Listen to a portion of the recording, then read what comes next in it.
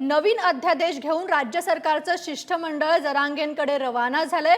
यामध्ये सामाजिक न्याय विभागाचे सचिव आणि मराठवाड्याचे विभागीय आयुक्त या रवाना झालेले आहेत आणि यानंतर आता जरांगेंची भूमिका नेमकी काय असणार आहे याकडे आता सर्वांचं लक्ष लागलंय। ज्या अध्यादेशावरती जरांगे ठाम होते तोच अध्यादेश घेऊन आता शिष्टमंडळ हे जरांगेंकडे रवाना झाले।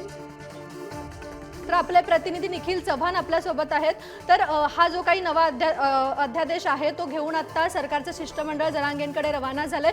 या अध्यादेशामध्ये काही समाधानकारक तोडगा निघू शकतो का? तेजस्विनी, नक्कीच आता काही वेळापूर्वी ते संपूर्णपणे शिष्टमंडळ आहे ते या ठिकाणी जरांगेंकडे निघालेलं आहे।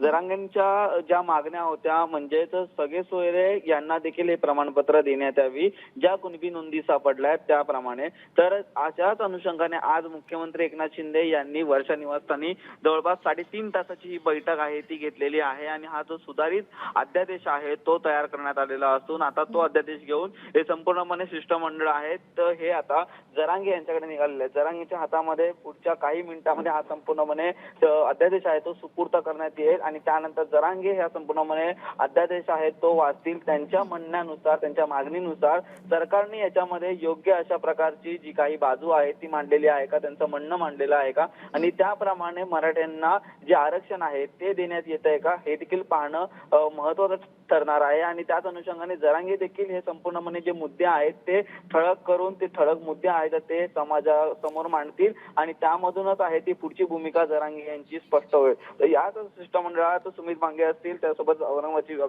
विभागीय आयुक्त असतील मधुकर राजे आदळ आणि मुख्यमंत्र्यांचे खासगी सचिव म्हणजे अमोल शिंदे हे या संपूर्णपणे जे अध्यादेश आहे तो घेऊन आता जरांगे। धन्यवाद निखिल, तुम्ही दिलेल्या माहितीबाबत। Thank you.